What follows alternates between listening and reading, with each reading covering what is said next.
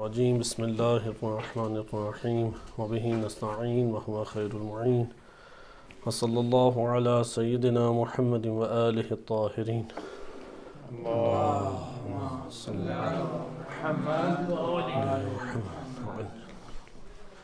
ہماری آج کی گفتگو ماہ مبارک رمضان کی مناسبت سے قرآن کریم کے جس موضوع پر جاری تھی وہ جن کا موضوع ہے، اور آج ہم جن اور کہانت سے اس کا ربط اس کو ہم انشاءاللہ تعالی ملاحظہ کریں گے۔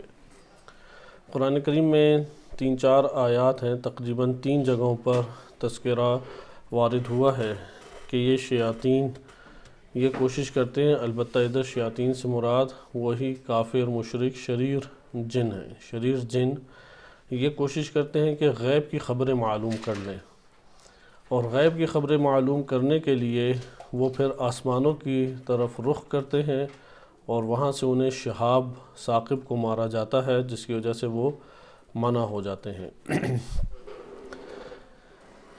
ان آیات کی تفسیر کیا بنتی ہے اور اس کے ضمن میں کیا علماء نے ذکر کیا ہے کہ انشاءاللہ تعالی اس کو ہم اپنی جگہ پہ دیکھتے ہیں۔ البتہ اپنے گزشتہ ٹاپک کو یہاں پہ مکمل کر لیں کہ جنات سے بچنے کے لیے کیا کیا امور چاہیے انسان کو۔ جنات بھگانا چاہتے ہیں، جنات کے اثرات کو ہم دور کرنا چاہتے ہیں، تو کئی چیزیں ہم نے پڑھی، ہم نے صورت بعض اس کو ملاحظہ کیا، بعض آیات کریمہ ہیں اور بعض ذکر ہیں، بعض ورد ہیں، بعض حرز ہیں کہ آپ نے اس کو اجمالی طور پہ ملاحظہ کیا۔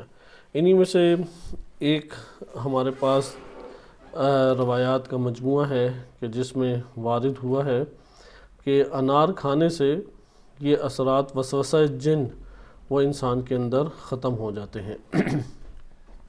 الکافی میں معتبر احادیث میں وارد ہوا ہے، من اکل حبۃ من رمان امرضت شیطان الوسوسۃ 40 یوما۔ تو یا اسی طرح سے دیگر ہمارے پاس احادیث ہیں کہ ایک اور روایت میں آپ کی خدمت میں سنا دیتا ہوں، صحیح سند روایت ہے الکافی کی۔ امام صادق علیہ السلام فرماتے ہیں کہ علیکم بالرمان، کہ انار کھانا تمہارے لیے لازم ہے، الحلو وہ انار کے جو میٹھا ہو، نہ کہ حامض یعنی کھٹا انار نہیں، میٹھا انار کھاؤ۔ فإنها ليست من حبة تقع في معدة مؤمن، کہ کوئی ایسا دانہ انار کا نہیں ہے جو مومن کے معدے میں جائے، الا ابادت داءً، کہ وہ بھگا دیتا ہے مرض کو، وَأَطْفَأَتْ شَيْطَانَ الْوَسْوَسَةَ عَنْهُ، اور شیطان کے وسوسے کو اس سے دور کر دیتا ہے۔ یہ اسی طرح ایک اور روایت وارد ہوئی ہے، یہ بھی صحیح سند روایت ہے الکافی کی، کہ من اکل رمانۃ علی الریق انارت قلبہ 40 یوما، کہ جس شخص نے بھی انار کو کھایا، ریق جو ہے اس کو دیکھنا پڑے گا کہ ریق کا مطلب کیا بنتا ہے۔ عموماً ریق سے مراد جو ہے وہ اگر لغوی معنی ہم اس کے لیں، ایک پانی والی شے کا آگے پیچھے متردد ہونا ہے، پانی والی چیز کا متردد ہونا، بہنے والی شے کو بھی کہتے ہیں۔ یعنی ہم اس کو یہ کہہ سکتے ہیں کہ انار کا ممکن ہے کہ پانی کہا جا سکے، یا انار کو آپ پانی چھڑک کے پانی سمیت کھائیں، یا یہ بھی ہے کہ پانی والا آب، پانی والا انار۔ بہرحال ریق ویسے بہنے کو بھی، تھوک کے بہنے کو بھی کہتے ہیں، شے کے آگے پیچھے ہونے کو کہتے ہیں، لیکن یہاں پہ ظاہراً مراد یہ ہے کہ پینے والی شے بن جائے۔ آپ اسے کہہ سکتے ہیں کہ ایک جوس ٹائپ یا ملک شیک تو نہیں، ملک شیک میں مخلوط کیا جاتا ہے، جوس ٹائپ کہہ سکتے ہیں، کہ جس نے بھی انار کو یعنی اس کا جوس پیا مثلاً، تو اس کا دل 40 دن تک منور ہو جاتا ہے، اس میں نور پھوٹتا ہے۔ اس طرح کی اور بھی روایات ہیں کہ جس میں رمان کا تذکرہ ہے۔ اسی طرح بعض احادیث میں وارد ہوا ہے کہ جس شے کو بھی استعمال کرو بسم اللہ پڑھ کے استعمال کرو۔ بسم اللہ پڑھنے سے شیاطین دور ہو جاتے ہیں، یعنی یہ شریر جنات دور ہو جاتے ہیں۔ مثلا لباس تبدیل کرتے ہوئے بہت زیادہ تاکید ہے کہ وہ لباس جو تم نے بسم اللہ کے بغیر اتارا ہے، جیسے ہی اتارتے ہو اسے جنات پہن لیتے ہیں۔ لہذا لباس اتارتے ہوئے یا لباس پہنتے ہوئے بسم اللہ پڑھنے کی خصوصی تاکید وارد ہوئی ہے۔ اب ان کی تحلیل کیا بنتی ہے کہ کس طریقے سے ایسا ہو سکتا ہے کہ انار کھانے سے شیاطین کے وسوسے دور ہوتے ہوں؟ تو اس کو بعض واقعات سے سمجھا جا سکتا ہے کہ بعض واقعات ایسے وارد ہوئے ہیں کہ جس سے معلوم ہوتا ہے کہ انسان مرض کی وجہ سے بعض ایسے امراض ہیں کہ جن کی وجہ سے بدخوابی، بے خواب یعنی اسے برے خواب آتے ہیں، بدخواب یعنی برے خواب کا آنا۔ یا اسی طریقے سے انسان ایسی احادیث ہمارے ہاں وارد ہوئی ہیں، واقعات ایسے ہیں، مثلا ایک بچی ہے، اسے کثرت سے ڈرانے اور برے خواب آتے تھے، امام علیہ السلام کی طرف رجوع کیا تو روایت کے مطابق امام علیہ السلام نے فرمایا کہ اس کی حجامت کراؤ، حجامت کرائی تو اس کا یہ مسئلہ حل ہو گیا۔ بعض جگہوں پہ کہ ٹانگ کی حجامت کرائی، اس سے یہ مسئلہ حل ہو گیا۔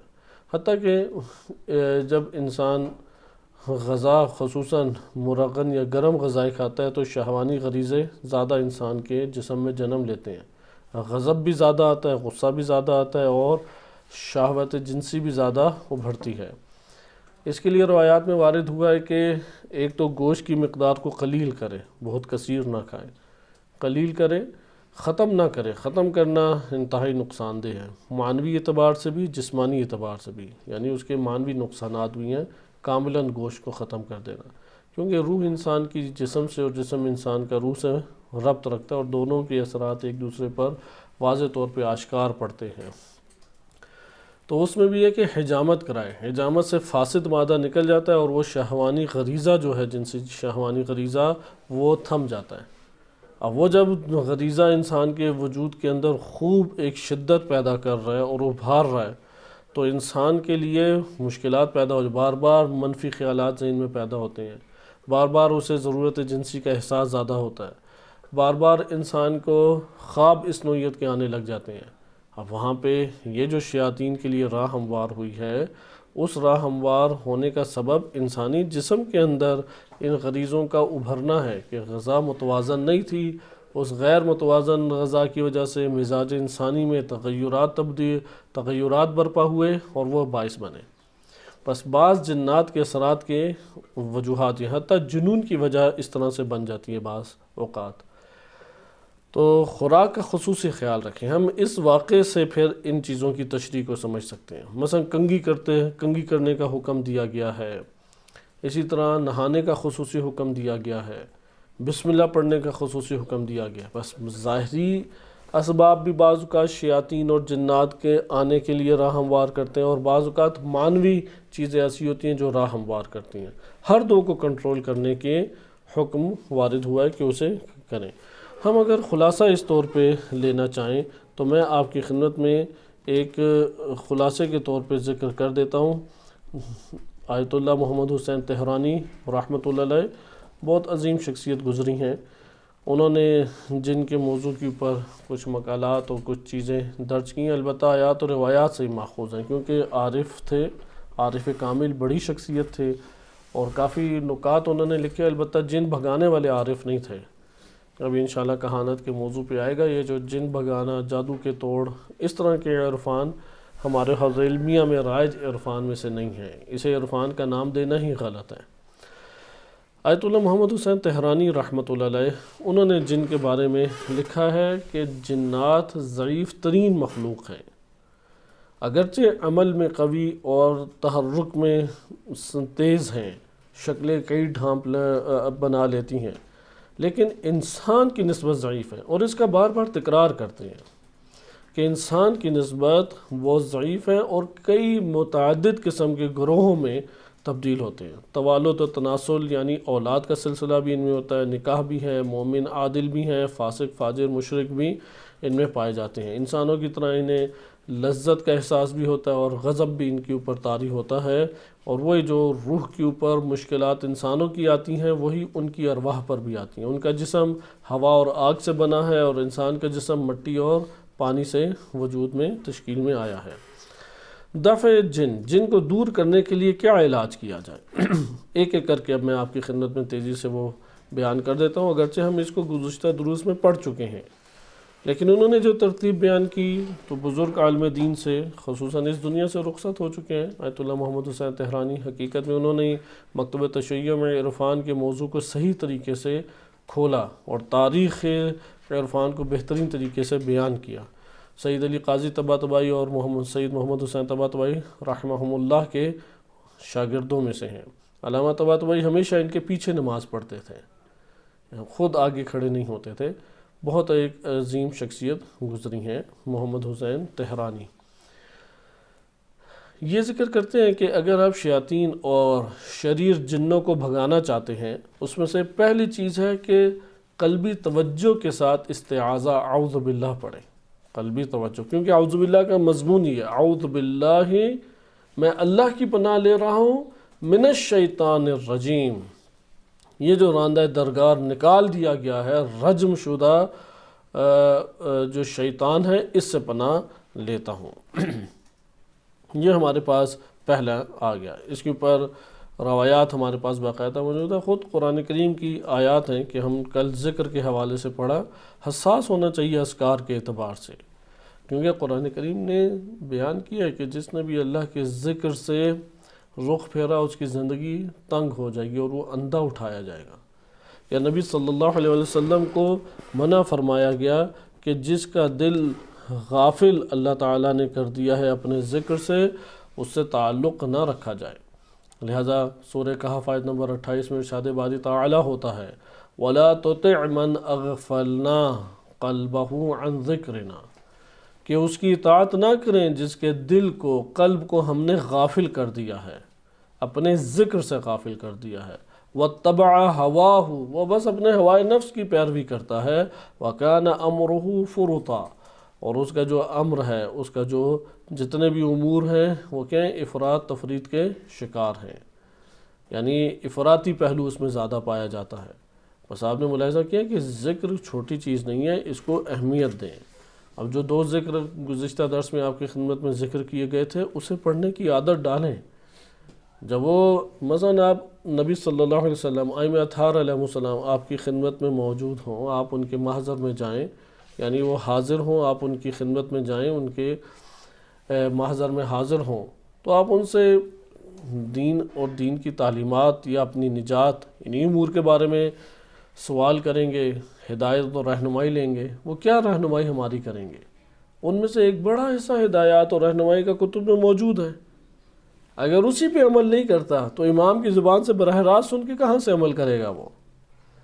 یہ تو نہج البلاغہ میں امام علی علیہ السلام فرماتے ہیں کہ جسے اپنی عقل فائدہ نہ دے، دوسروں کی عقل اسے فائدہ نہیں پہنچا سکتی، کیونکہ وہی گوہر اس کے پاس ہے.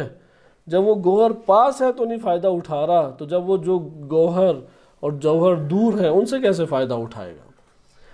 تو یہی صورت ہے. ان اذکار کو اہمیت دیں، 10 مرتبہ انہیں پڑھیں کہ اعوذ باللہ من السمیع العلیم من ہمزات الشیاطین واعوذ بربی ان یحضرون ان اللہ هو السمیع العلیم، کہ پروردگار میں ان ہمزات شیاطین جو سرگوشیاں کرتے ہیں، خناس آ کے وسوسے ڈالتے ہیں، ان سے تیری پناہ لیتا ہوں، اور تیری پناہ لیتا ہوں کہ یہ میرے پاس حاضر ہوں. ان یحضرون نی تھا، چھوٹی یا اس سے گر گئی کیونکہ کسرہ اس کے بدل میں ہے، یعنی میرے پاس یہ حاضر ہو شیاطین، میں تیری پناہ لیتا ہوں، اور تو سمیع العلیم ہے، بہت سننے والا، بہت جاننے والا ہے. بس پہلا ہمارے پاس ہو گیا استعاذہ. دوسرا ہمارے پاس آ جاتا ہے ہمارے پاس سورہ اعراف کی آیات ہیں. آیت نمبر 54 سے 56 2 آیات ہیں. ان ربکم الذی خلق السماوات والارض فی 6 ایام ثم استوى علی العرش یغشی اللیل النہار یطلبہ حثیثا والشمس والقمر والنجوم مسخرات بامرہ الا لہ الخلق والامر تبارک اللہ رب العالمین. انہیں آیت سخرہ بھی کہتے ہیں، انہیں آیات سخرہ بھی کہتے ہیں. ان آیات کو پڑھنے کا ہے، یہ جادو کے توڑ کے لیے بھی انتہائی مفید ہے، اور بے خوابی کے لیے، خواب جو ڈرانے آتے ہیں ان کے لیے بھی، اور شیاطین اور جنات کو بھگانے کے لیے بھی. سورہ اعراف آیت نمبر 54 اور 56 2 آیات ہیں، مختصر سی ہیں، بہت طویل بھی نہیں ہیں، 2 لائنیں بنتی ہیں. تیسرا ہے کہ سورہ آل عمران کی آیت نمبر 18 اور 19. 18 اور 19 نماز کے بعد انہیں پڑھا جائے 18 اور 19 کو کہ شاہد اللہ انہ لا الہ الا ہو والملائکۃ واولو العلم فانما یہ قرآن کی جو آیت ہے کہ اس کو صحیح طریقے سے دیکھ لیں کہ خطا کا ہم شکار نہ ہو کہ شاہد اللہ انہ لا الہ الا ہو والملائکۃ واولو العلم قائما بالقسط قائما سورہ آل عمران آیت نمبر 18 شاہد اللہ انہ لا الہ الا ہو والملائکۃ واولو العلم قائما بالقسط لا الہ الا هو العزیز الحکیم۔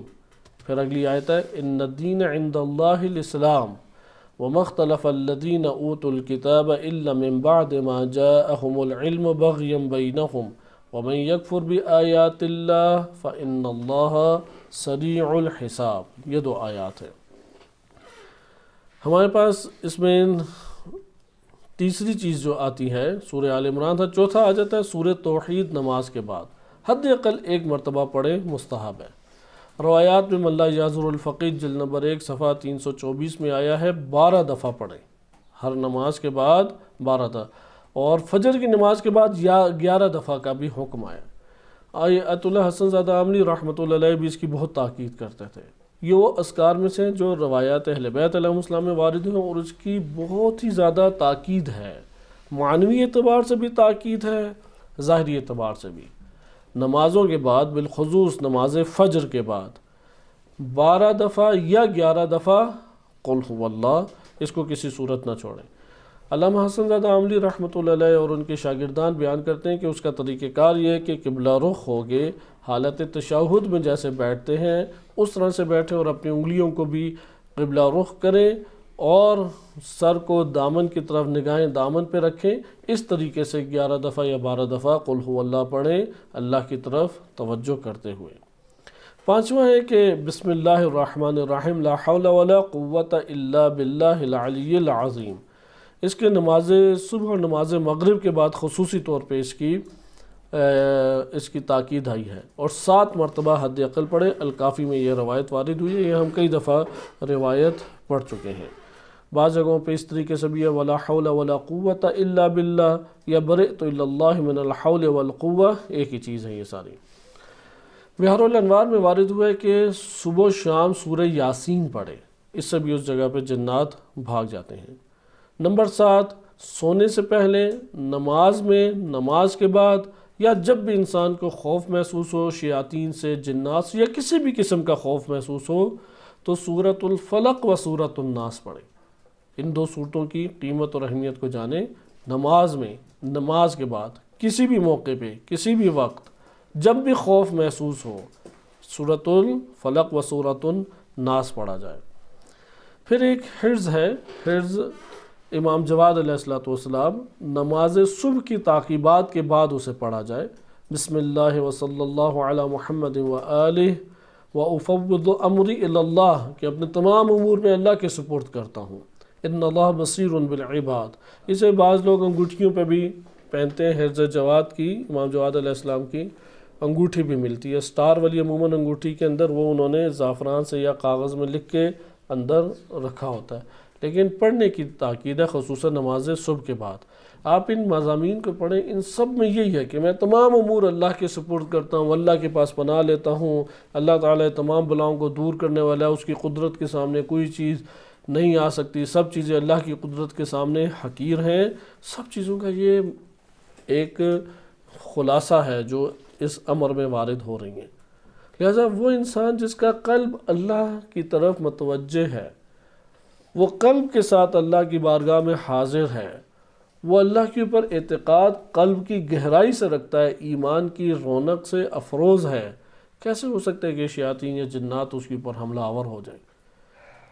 خود قرآن کریم کی آیات میں شیطان نے مایوسی کا اظہار کیا کہ اے اللہ میں تیرے ان بندوں کے اوپر جو تیرے خالص بندے، ان کے اوپر میری سلطنت نہیں چل سکتی، یا تیرے اوپر جو ایمان لائے ہوئے بندے ان پر میرے کوئی بھی وار نہیں چل سکتا۔ بہرحال یہ حرز ہے، کتابوں میں موجود ہے، حرز امام جواد علیہ السلام اور امام رضا علیہ السلام سے بھی یہ مروی ہے۔ اس حرص کا مضمون ہی ہے کہ میرے لیے اللہ کافی ہے، لا حول ولا قوت الا باللہ، کوئی قوت اللہ کے علاوہ نہیں ہے۔ نمبر 9 یہ ہے کہ اس دعا کو پڑھیں، دعائے حسینہ بھی اسے کہتے ہیں، صبح و شام اسے 3 مرتبہ پڑھیں۔ اللہم اجعلنی فی درعک الحسینہ التی تجعل فیہا من ترید، الکافی میں یہ روایت میں وارد ہوا ہے۔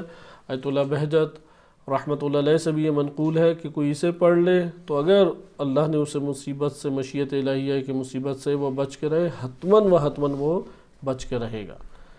اللہم اجعلنی فی درعک الحسینہ التی تجعل فیہا من ترید، کہ پروردگار مجھے اپنے اس مضبوط ترین قلعہ نما قلعے میں، حفاظت کے حصار میں قرار دے، کہ تو اس حصار میں فقط اس کو قرار دیتا جسے تو چاہتا ہے۔ چھوٹا سا یہ ایک جملہ ہے۔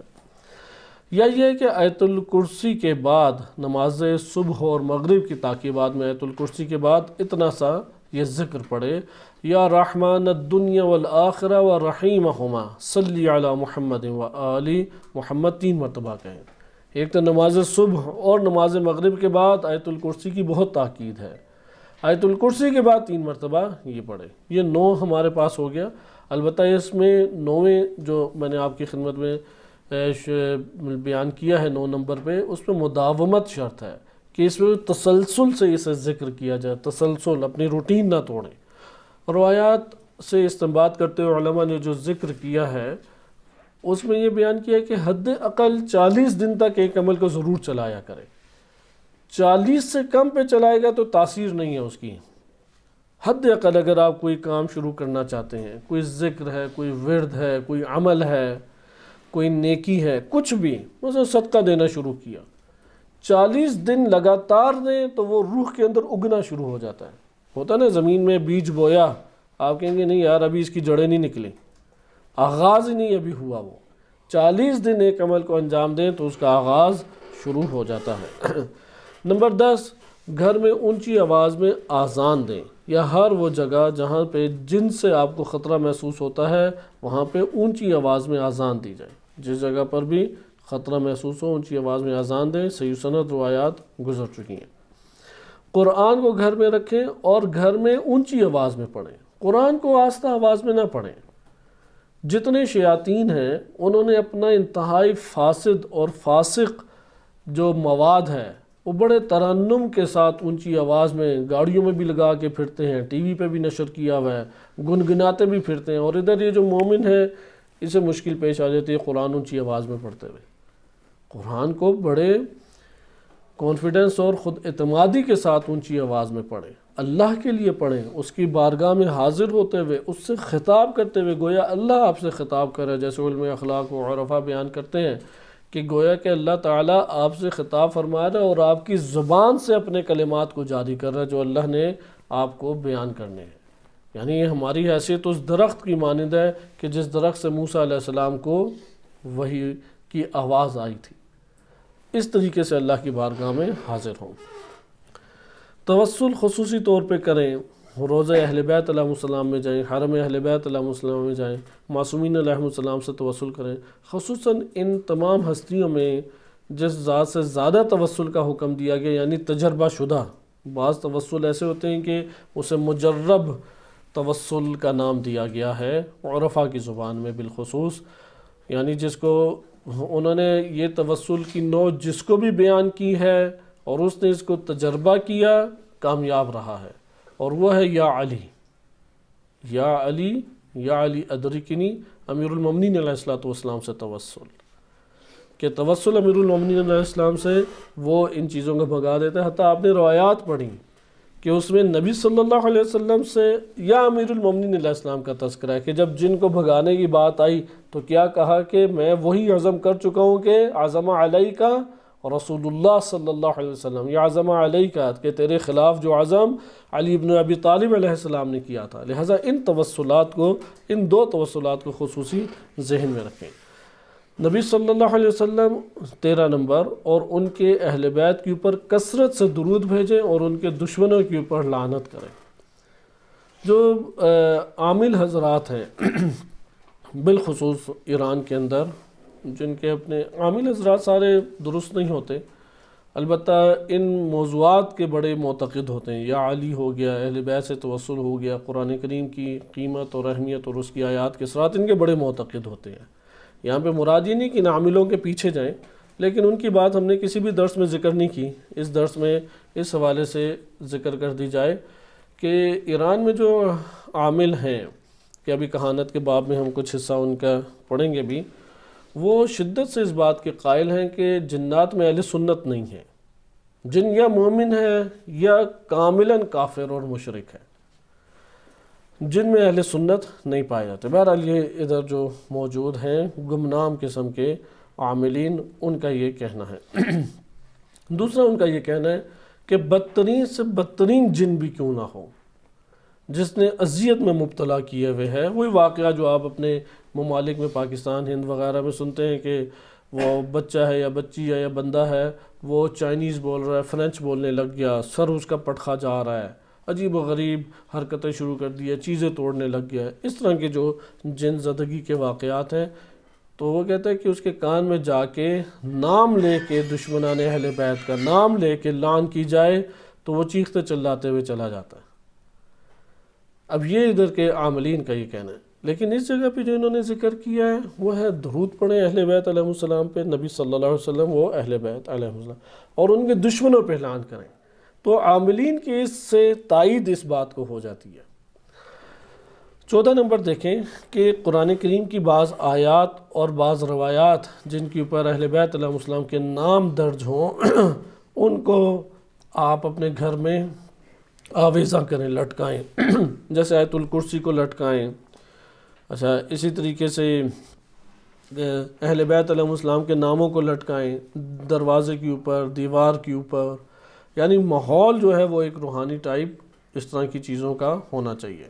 جیسے آپ کہتے ہیں تختیاں مختلف قسم کی لٹکانا اہل بیت علیہ السلام کے ناموں کی، حرم کی، کعبہ کی، بالخصوص آیت الکرسی، اس کی زیادہ تاکید ہے روایات میں۔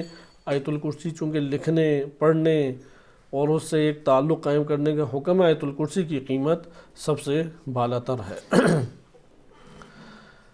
اسی طرح 15واں ہے کہ آیت الکرسی اور معوذتین ان کو با عنوان تعویذ روگردانی کرے۔ پہلے بھی عرض کیا، تعویذ اسے نہیں کہتے کاغذ میں لکھ کے باندھ دیں، تعویذ کہتے ہیں کہ اپنے قلب کو اللہ کی بارگاہ میں لے جانا کہ پروردگار، اے میرے رب، اے میرے مالک، میں تو اس بلا سے مقابلہ نہیں کر سکتا، میں تیرے پاس حاضر ہو گیا ہوں، تو میری جانب سے اس سے مقابلہ کر اور مجھے پناہ دے دے اور مجھے نجات عطا فرما۔ اب اس عمل کو باطنی طور پہ انجام دیتے ہوئے بعض کلمات پڑھیں اپنی زبان سے، وہ اس میں سب سے مؤثر کیا ہیں؟ آیت الکرسی اور سورۃ الفلق و سورۃ الناس۔ 16 نمبر ہے کہ امیر امام حسین علیہ السلام کی خاک شفا تربت کو اپنے ہمراہ رکھے۔ اس کے بارے میں وارد ہوا ہے بحر الانوار میں کہ یہ حفظ ہے، امان دیتا ہے۔ عقیق کی انگوٹھی پہنے، 17 نمبر، نبی اکرم صلی اللہ علیہ وسلم سے روایت فلا تختمت بالعقیق فإنہ یحرس من کل سوء، کہ عقیق کی انگوٹھی پہنے، اللہ تعالیٰ نے اس پتھر میں یہ تاثیر رکھی ہے کہ یہ آپ کو ہر برائی سے دور رکھے گی۔ یعنی اس پتھر کے اثرات ہیں جیسے حجر اسود کے اثرات ہیں۔ اس دنیا میں آج ہم جان چکے ہیں کہ پتھروں کی خواص ہوتے ہیں، لیکن شریعت نے تمام پتھروں کے فلسفے نہیں بیان کیے، جیسے انڈیا پاکستان میں بعض افراد ہیں انہوں نے اپنے ہی من گھڑت فلسفے نکالے ہوئے ہیں۔ نہیں، عقیق کا ذکر وارد ہوا ہے، کوئی 5 پتھر ہیں ٹوٹل، لیکن ان میں صحیح سند طریقے سے جو وارد ہوا ہے وہ عقیق ہے۔ فیروزہ کا بھی تذکرہ ہمیں مل جاتا ہے، در نجف کا بھی بعض جگہوں پہ تذکرہ مل جاتا ہے، لیکن عقیق کا صحیح سند روایات میں ہے۔ اب یہ انسانی وجود اور انسانی زندگی کے اوپر کیا تاثیر برپا کرتا ہے ابھی تک سائنس اسے نہیں کھول سکی، ممکن ہے مستقبل میں کھول دے، لیکن اس کی تاثیرات واضح طور پر موجود ہیں روایات کے مطابق۔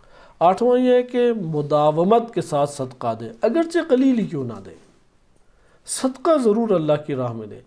صدقہ ہر اس عمل کو کہتے ہیں کہ جو اللہ کی راہ میں مال خرچ کیا جاتا ہے وہ صدقہ ہے، چاہے وہ واجب ہو یا مستحب ہو۔ گھر میں نان نفقہ ہے، صدقہ کہلاتا ہے۔ اسی طرح خمس ہے، زکوٰۃ ہے، صدقہ کہلاتا ہے۔ فطرہ ہے، صدقہ کہلاتا ہے۔ مسجد کے بننے کے لیے پیسہ دیا، صدقہ کہلاتا ہے۔ مرض سے دور ہونے کے لیے کسی غریب کو کچھ دے دیا، صدقہ کہلاتا ہے۔ ہمارے یہاں صرف اسی کو صدقہ کہتے ہیں۔ ان میں سے واجب صدقات واحد ہیں کہ جو بعض صدقات سید پر حرام ہیں، سارے صدقات سید پہ حرام نہیں ہیں۔ مستحب صدقے تو بالکل ہی حرام نہیں ہیں، واجب صدقات سید کے اوپر حرام ہیں، مستحب صدقات نہیں۔ اور پھر آیت اللہ سیستانی فقط انہوں نے احتیاط لازم کی بنیاد پہ کہا ہے کہ وہ صدقات جو معاشرے میں پست اور حقیر شمار ہوتے ہیں، جیسے بلا کو بھگانے کے لیے، مرض کو بھگانے کے لیے آپ نے صدقہ نکالا، اس صدقے سے بھی سید اجتناب کریں۔ لیکن صدقہ دینا بہت ایک اہمیت کے حامل ہے۔ ایک تو معنوی ترقی بہت ہے۔ اگر کوئی یہ کہے کہ میرے پاس تو پیسے ہی نہیں ہوتے صدقہ دیں، تو اسے یہ کہا جائے گا 1 روپیہ بھی نہیں ہوتا، 2 روپے بھی نہیں ہوتے۔ صدقہ روز کی بنیاد کے اوپر دے۔ اگر یہ مداومت کے ساتھ دے تو اللہ تعالیٰ رزق میں بھی اضافہ فرماتا ہے۔ وہ جو مرض بخل کا ہے، وہ بخل کا مرض بھی جاتا ہے، حرص کا مرض بھی جاتا ہے، جم کرنے کا، حریص ہوتا ہے نا مال جم کرے، اس کا مرض بھی انسان کے اندر سے جاتا ہے۔ اور سخاوت کی خوبیاں انسان کے وجود میں آتی ہیں کہ سخاوت وہ ایک صفت ہے کہ کافر اور مشرک بھی اگر کوئی سخی رہا ہے تو نبی صلی اللہ علیہ وسلم نے بعض روایات کے مطابق اس کی مدح و ستائش کی ہے۔ حالانکہ مدنی زندگی تھی، اسلامی سربراہ تھے پوری کے پوری امت اسلامی و ریاست اسلامی کے، پھر بھی مشرک کی یاد کر کے کہا کہ میں ایک دوست میرا ہوتا تھا، کیا تھا؟ سخی تھا۔ سخاوت بہت بڑی شے ہے، یعنی کھانا کھلائیں، مال خرچ کریں کسی کے اوپر، بدلے میں کچھ نہ لینا چاہیں، تصور بھی نہ لائیں، خیال بھی نہ لائیں کہ یار یہ میرے ساتھ کوئی نیکی کرے گا۔ اس سے آپ دیکھیں گے کہ بہت ساری خوبیاں جنم لینے لگ جاتی ہیں۔ تو ادھر یہ 18واں ہے کہ صدقہ دے اگرچہ قلیل ہی کیوں نہ ہو، کیونکہ بلاؤں کو تو ویسے صدقہ بھگاتا ہے، آپ تو جانتے ہیں، جنات کو بھی یہ بھگا دے گا۔ طہارت میں رہیں، وضو اور غسل جمعہ نہ ترک کریں۔ غسل جمعہ کی بہت تاکید وارد ہوئی ہے۔ روایات اہل بیت علیہ السلام میں واجب کا کلمہ زیادہ ہے، اسے مستحب تاکیدی کے اوپر حمل کرتے فقہا بعض دیگر احادیث کی بنیاد کے اوپر۔ یہاں تک کہ پانی نہیں ہے تو خرید کے پانی خریدے اور پھر غسل جمعہ انجام دے۔ بہت تاکید ہے غسل جمعہ کی۔ 20 ہے کہ گھر کو پاک اور صاف رکھے، طہارت بھی ہو اور صفائی بھی ہو۔ بعض اوقات طہارت ہوتی ہے لیکن سارا گند بلا مچا ہوا ہوتا ہے۔ یہ ہمارے مسائل میں سے قومی مسائل جسے کہتے ہیں نا، چاہے وہ وزیر اعظم بن جائے، صدر بن جائے، کرنل جنرل یا کوئی بھی ڈاکٹر پی ایچ ڈی کچھ بھی بن جائے، گھر اور باتھ روم کی حالت اس کی غیر ہی ہوتی ہے۔ باتھ روم جانے سے پہلے انسان 100 دفعہ سوچتا ہے کہ جائیں یا نہ جائیں، اور گھر کی حالت بھی، وہ مہمان جب آنا ہو تو تب صفائی ہوتی ہے، مہمان نہیں ہوتا تو سمجھتے ہیں کہ صفائی کی ضرورت ہی نہیں ہے۔ یعنی اگر ہمارے سے حدیث صادر ہونی ہوتی تو اس طرح ہوتی، جب مہمان آئے تو گھر کو صاف کر لیں، جنات بھاگ جائیں گے۔ لیکن اہل بیت طہارت کی منزلت کے اوپر فائز ہستیاں یہ فرماتی ہیں کہ بدن کو بھی صاف رکھو اور گھر کو بھی صاف رکھو۔ صفائی اور طہارت دونوں شرط ہیں۔ علامہ حسن زادہ عاملی ان کی ایک کتاب ہے مراتب الطہارہ کتاب، بڑی خوبصورت ہے کہ کاش اردو ترجمہ ہو جائے۔ اس کی جو انہوں نے پہلا چیپٹر باندھا ہے وہ چیپٹر ہی اس پہ ہے کہ جو ظاہری طور پہ صاف نہیں رہتا وہ باطنی طور پہ صاف نہیں ہو سکتا۔ اس سے آپ کو بہت سارے ملنگ پیر فقیر ان سے تو نجات مل گئی، صحیح، کہ جو ظاہری طور پہ صاف نہیں ہے وہ باطنی طور پہ صاف نہیں ہو سکتا۔ اس لیے ظاہری طہارت اور نظافت کو اختیار کرنا بہت ضروری ہے۔ 21ویں امر ہے، کیونکہ آپ کو پتہ ہے کہ شیاطین شریر جن آتے ہی بدبودار جگہوں پہ، کوڑا کرکٹ پہ، گندگی کی جگہوں پہ، اس مضمون کی بھی احادیث ہمارے پاس وارد ہوئی ہیں۔ گندگی کی جگہ، مثلا انسانی بدن میں شیاطین کے رہنے کی جگہ کون سی ہے؟ 2 جگہیں ہیں، ایک بغل ہے اور ایک شرمگاہ کے اطراف ہے۔ یہ 2 جگہ شیاطین کی جگہ، اسی لیے اس در خصوصی حکم دیا کہ بغل اور زیر ناف شرمگاہ کے آس پاس سے اضافی بالوں کو صاف کریں۔ یہ شیاطین کی جگہیں ہیں، جمگٹا بنا دیتے ہیں۔ بدبو جب اٹھتی ہے تو شیاطین کو ممکن ہے خوشبو آتی ہو، وہ اس کے پھر قریب آنا شروع ہو جاتے ہیں، اس لیے بدبو کو بھگائیں، گندگی کو بھگائیں۔ عطر اور خوشبو کا کثرت سے استعمال کریں، گھر میں بھی گھر سے باہر بھی، اسے شادی بیاہ کے لیے فقط نہ رکھیں، ہر روز استعمال کریں، خصوصاً نماز کے لیے اور مومنین سے ملنے کے لیے۔ بعض چیزیں ہیں کہ عوامی طور پہ رائج ہیں، انہوں نے عوامی ان طور طریقوں کی رعایت کرتے ہوئے لکھا ہے، جیسے ایران میں اسپند کو جلایا جاتا ہے، بعض جگہوں پہ مرچوں کو جلایا جاتا ہے، بعض دیگر چیزیں ہیں، تو ان سے بھی ایک روح ہے، یہ روایات میں وارد نہیں ہوا، بہرحال یہ علماء کی ایک نصیحتوں کے دائرے میں ہے۔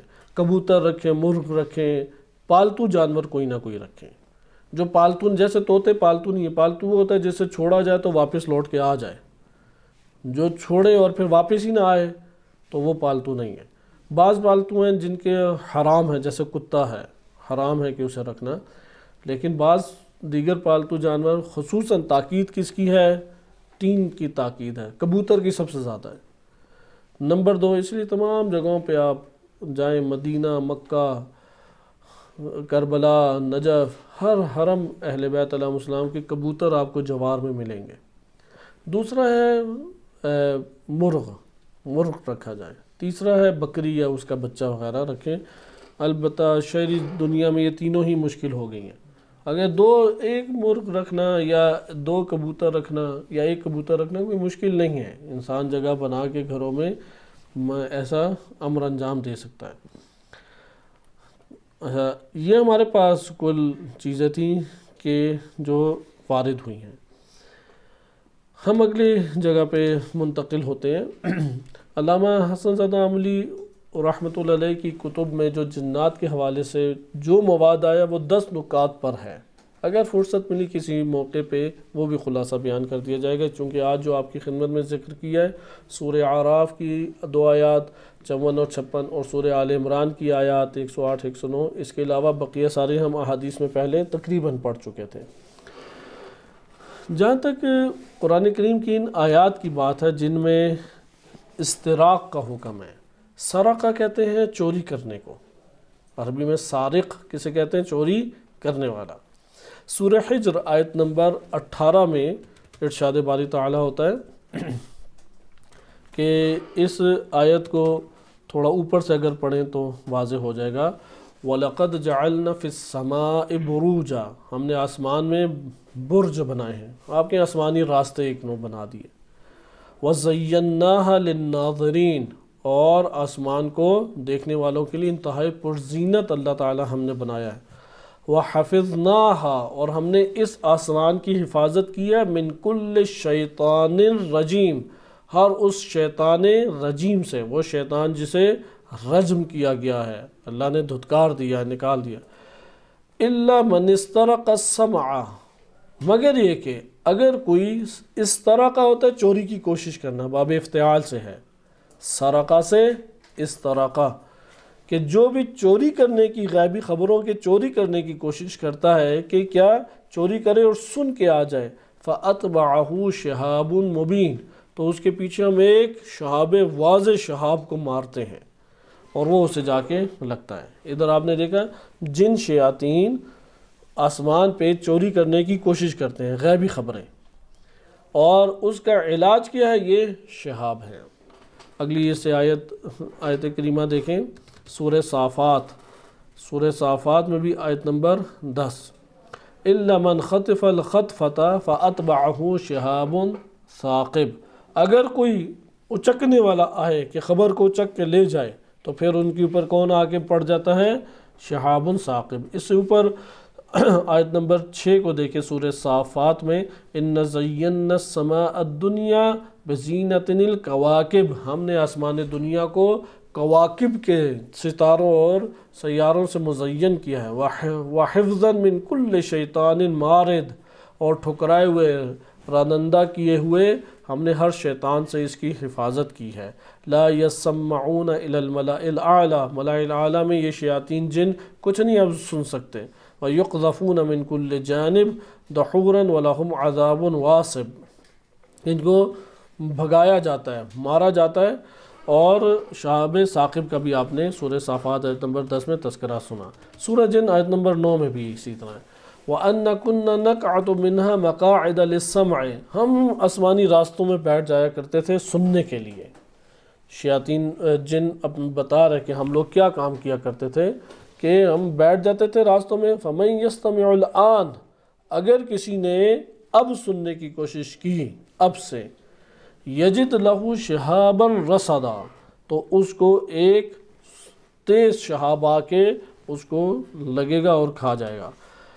روایات اہل بیت علیہ السلام میں اس ضمن میں احادیث جو آئی ہیں اس سے یہ معلوم ہوتا ہے کہ نبی اکرم صلی اللہ علیہ وسلم کی ولادت باسعادت سے پہلے شیاطین آسمان تک رسائی حاصل کرتے تھے، غیب کی خبریں معلوم کر لیتے تھے، اور پھر آ کے یہاں پر کاہن جو بشر موجود ہیں ان کو منتقل کرتے تھے یا وحی کرتے تھے، اور پھر وہ لوگوں کے اندر یہ خبریں پھیلا کے اپنے شیطانی عزائم پورے کیا کرتے تھے۔ جب نبی اکرم صلی اللہ علیہ وسلم کی ولادت باسعادت ہوئی تو اللہ سبحانہ وتعالیٰ نے اس راہ کو بند کر دیا، اور یہ دروازہ ہمیشہ کے لیے بند ہو گیا کہ اب وہ آسمان تک رسائی حاصل نہیں کر سکتے۔ یہاں پہ ایک سوال پیدا ہوتا ہے اس کی تشریح کیا بنے گی؟ کیونکہ جن چاہے ابلیس ہی کیوں نہ ہو وہ جسم اور روح کا مرکب ہے، اس کا جسم آگ اور ہوا سے ہے، اور انسان مٹی اور پانی سے مرکب ہے۔ دونوں کے پاس روحیں اللہ تعالیٰ نے عطا کی ہیں، دونوں کے لیے تکلیف ہے، اختیار ہے، نسل ان کی بڑھتی ہے، ازدواج کرتے ہیں، نظام زندگی ان کا چل رہا ہے۔ حتیٰ کہ انبیاء کا آنے کا تذکرہ بھی ہے کہ بعض آیت اللہ حسن زادہ عملی اس طرح اس پہ قائل ہیں کہ جب اس کرۂ ارض پہ آدم علیہ السلام نہیں آئے تھے تو اگر جنات رہتے تھے تو جنات کی ہدایت کے لیے نبی چاہیے، اس لیے اس وقت ان میں نبی آئے۔ ایک روایت میں وارد ہوا ہے کہ ایک نبی کا نام بھی آیا، روایت ضعیف السند ہے، آپ کی خدمت میں نہیں پڑھی، ایک روایت میں نبی کا نام بھی آیا ہے، لیکن نبی صلی اللہ علیہ وسلم کی جو نبوت تھی وہ تمام جن و انس کے لیے، اس کے اوپر باقاعدہ قرآنی آیات اور روایات ہیں۔ لہٰذا یہ احتمال ہو سکتا ہے کہ جنات کے لیے انبیاء آئے ہوں۔ بعض جو اہل سنت افراد ہیں جنہوں نے جنات کا انکار کیا، اس کی ایک بنیادی وجہ یہ ہے کہ انہوں نے کہا کہ قرآن کریم نے واضح طور پر بیان کیا کہ اگر روئے ارض کے اوپر ملک ہوتے، فرشتے ہوتے، تو اللہ تعالیٰ فرشتوں کے نبی بنا کے بھیجتا۔ جب بشر رہتے تو بشر کو بھیجا، تو انہوں نے کہا اگر جن ہے تو بتائیں کوئی جن نبی آیا ہو۔ لہذا ان کا بھی ادھر جواب مہیا ہو جاتا ہے کہ بعید نہیں ہے کہ جنوں میں نبی آئے ہوں، کہیں پہ بھی ہمارے پاس رد ہونے والی شے نہیں ہے۔ اگر کوئی رد کرتی ہے روایت وہ بھی سنداً ضعیف ہے۔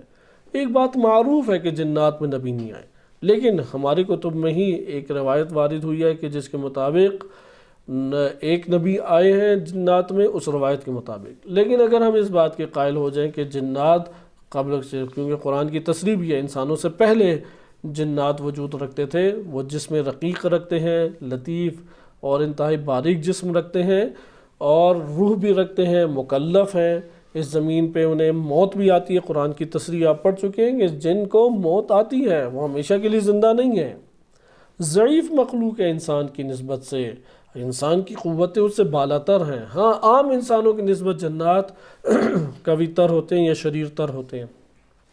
تو آدم علیہ السلام سے پہلے جب وہ مکلف ہیں تو کوئی نبی نہیں ہوگا ان کے لیے، حتماً ان کے لیے جنات کے اندر ہی نبی ہو سکتا ہے، اس میں کوئی بعید بھی نہیں۔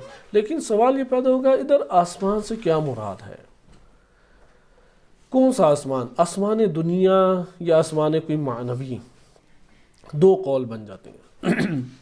اگر آپ سورہ صافات کی آیات کو دیکھیں تو اوپر تذکرہ آیت نمبر 6 میں کس طرح اِنَّا زَيَّنَّا السَّمَاءَ الدُّنْيَا، ہم نے آسمان دنیا کو مزین کیا تھا، بِزِينَةٍ الْكَوَاكِبِ، کواکب کے خوبصورتی کے ساتھ، وَحِفْظًا مِّن كُلِّ شَيْطَانٍ مَارِدٍ، یہاں پہ کس کو شیطان مارد سے محفوظ کیا جا رہا ہے؟ آسمان دنیا کو یا کسی اور آسمان کو؟ سیاق آیت یہ بیان کرتی ہے آسمان دنیا۔ لیکن یہاں پہ سوال پیدا ہوتا ہے آسمان دنیا میں تو کوئی ایسی غیب کی ممکنہ خبریں نہ ہوں، لیکن یہ بھی ہو سکتا ہے ممکنہ غیب کی خبریں ہوں۔ لہذا یہ ایک مسئلہ، آسمان سے کیا مراد ہے۔ نمبر 2، غیب کی خبروں سے کیا مراد ہے؟ فرشتوں سے چوری کر کے لے آتے ہیں یا کسی جگہ پہ اللہ نے محفوظ کیا ہوا ہے، کہاں تک ان کی رسائی ہوتی ہے؟ نمبر 3، یہ بات ہم روایات کی زبان پیچھے جو احادیث گزری ہیں اور علماء کے بیانات اس سے ہم جان چکے ہیں کہ جنات زمین پر ہیں یا آسمان پر ہوتے ہیں یا ہوا میں ہوتے ہیں؟ ہوا میں ہوتے ہیں، وہ نہ آسمانوں پر ہیں نہ زمین کے اوپر چل رہے ہیں۔ ہاں زمین پر چل رہے ہو تو زمینی جن کہلائیں گے، ایک نوع آپ قرار دے سکتے ہیں۔ بعض احادیث اس طرح وارد ہوئی ہیں کہ 3 صنف کی گئی جنات کی۔ تو یہ ہوا سے اوپر کیسے جاتے ہیں؟ علامہ مصباح یزدی، آیت اللہ مصباح یزدی رحمۃ اللہ علیہ، ان کا بڑا خوبصورت ایک تفصیلی درس اور یا مقالہ کہہ لیں، نیٹ پر موجود بھی ہے، آسمان سے جنوں کا خبر لینا، خوبصورت ایک مقالہ ہے۔ اس میں وہ بیان کرتے ہیں کہ یہاں پہ ایک تو یہ تعویل کی گئی ہے کہ جنات کے حوالے سے انہوں نے ذکر کیا کہ ان کا آسمان پہ جانے کے لیے بالآخر آپ کو کوئی تشریح کرنا پڑے گی۔ اس تشریح میں ان کے اس قوت کے سارے حامل نہیں بن سکتے، سارے کی ساری اونچی پرواز نہیں کر سکتے۔ کسی نے ریاضتیں کی ہوں، کسی نے یہ قوت حاصل کی ہو، فقط وہ ہے کہ جو اوپر تک رسائی حاصل کر، یعنی ہر کوئی ہم میں سے چوری آسانی سے نہیں کر سکتا، ہر کوئی گلے نہیں کاٹ سکتا۔ اسے بڑی اندر برائی کے اوپر بھی ہمت چاہیے، ایک ریاضت چاہیے، اس کے اندر ڈوبنا پڑتا ہے، اسے مرحلے طے کرنے پڑتے ہیں، وَإِلَّا ایک عام بندہ کیسے یہ کام کر سکتے؟ اس طرح سب شیاطین اوپر نہیں پہنچ سکتے۔ شیاطین میں پھر جو زیادہ قوت حاصل کر لیتے ہیں وہ وہاں تک رسائی حاصل کرتے ہیں۔ اس میں آیت اللہ مصباح یزدی رحمۃ اللہ علیہ نے 3 احتمال دیے۔ ایک تو یہی ہے کہ آپ کہیں کہ ٹوٹل ساری چیزیں مادی ہیں، مادی آسمان میں غیب کے خبریں، مقامات، فرشتوں کو اللہ تعالیٰ نے حفاظت کے لیے بٹھایا، یہ جنات وہاں پہ جا کے بعض یہ قوت حاصل کر لیتے ہیں، کوشش کرتے ہیں اور کوشش کر کے وہاں سے لے آتے ہیں اور ان کو ظاہری شہاب ثاقب بھی مارے جاتے ہیں۔ آیت اللہ مصباح یزدی یہ بیان کرنے کے بعد ذکر کرتے ہیں کہ اس جگہ پہ سوال پیدا ہوتا ہے کہ شہاب ثاقب تو نبی صلی اللہ علیہ وسلم سے پہلے بھی آتے رہے ہیں، کیونکہ آپ نے تو یہ کہا کہ رسول اللہ کے بعد اللہ تعالیٰ نے پابندی لگا دی، رسول اللہ سے پہلے شہاب ثاقب انہیں نہیں مارے جاتے تھے، تو شہاب ثاقب تو پہلے بھی مارے جاتے تھے، تو اس لیے وہ کہتے ہیں یہ سوال ایک اپنی جگہ بن جاتا ہے۔ بہرحال ایک قول یہ ہو گیا، کل چیزیں کیا ہیں؟ مادی۔ ممکن ہے یہ جواب دیا جا سکے پہلے شہاب ثاقب زمین کے امور کو پر کرنے کے لیے ہوتے تھے، کیونکہ آپ جانتے ہیں کہ زمین میں ساری چیزیں جو پیدا ہو رہی ہیں ان سب کے خزانے کہاں سے آ رہے ہیں؟ آسمان سے آ رہے ہیں۔ لوہا ہے، تانبا ہے، آگ ہے، پانی ہے، ہر چیز آسمان سے آ رہی ہے۔ شہاب ثاقب ایک بھرپور انرجی ہوتا تھا کہ جو زمین پہ آتا تھا اور زرخیز زمین کو کر کے چلے جاتا تھا، کیونکہ بہت بڑا سوراخ کرتا ہے زمین کے اندر کہ اس کے سوراخ کی نوعیت تک کہ ممکن ہے انسان نہ پہنچ سکے، اور زمین کی تمام چیزیں پھر اس سے زرخیز ہوتی تھی۔ سائنس آج اس بات کی قائل ہے کہ شہاب ثاقب نہ ہوتے تو زندگی ادھر ممکن ہے شروع ہی نہ ہو پاتی۔ وہ ہے کہ زمین کے عناصر کو بھرا جس نے، تو وہ کہتے ہیں ممکن ہے اس کام کے لیے ہوں، بعد میں شیاطین کو بھگانے کے لیے بھی ہوں۔ خیر، پہلا قول ہو گیا کہ شیاطین کا مادی طور پہ جانا۔ دوسرا ایک ٹوٹل مانوی، آسمان سے مراد مانوی ہے، جیسا کہ حسن مصطفی رحمۃ اللہ علیہ نے ذکر کیا اور بعض علماء اس طرح قائل ہیں کہ سارے کیا ہیں یہ امور وہ کیا ہیں؟ معنوی ہیں۔ شیاطین بھی معنوی طور پہ حملہ کرتے ہیں غیب کی امور کو حاصل کرنے کے لیے اور ادھر تک رسائی حاصل کرنے کی کوشش کرتے ہیں۔ نمبر 3 جو ہمارے پاس آ جاتا ہے، جو آیت اللہ مصباح یزدی نے زیادہ اختیار اپنا رجحان اس کی طرف دکھایا ہے، وہ یہ بیان کیا ہے کہ آسمان سے ممکن ہے کہ مراد یہی آسمان ہو اور جنات کو بھی یہی ہم جنات مادی ہی قرار دیں جن کے اجسام ہیں، لیکن وہ جو خبر لیتے ہیں وہ مانوی اور غیبی ہے۔